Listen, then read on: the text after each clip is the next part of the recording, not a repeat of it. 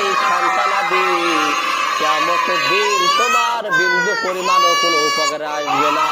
তোমার উপকারে আসবে একমাত্র গুনাহমুক্ত অন্তর নিয়ে যদি তুমি আল্লাহর সামনে হাজিরা দিতে পারেন, তখন সেই অন্তরের মাধ্যমে আপনি জান্নাত পাবেন।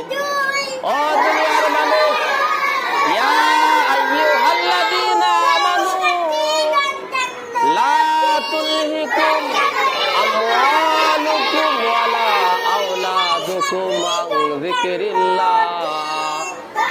ও দুনিয়ার মুমিনরা, ও আমার মুমিন মুত্তাকি বান্দা, তোমাদের সম্পদ আর তোমাদের সন্তান যেন আমি আল্লাহ তাআলার জিকির থেকে তোমাদেরকে গাফেল না করে। গাফেলের অনেক ক্ষতি রয়েছে, পৃথিবীর সব থেকে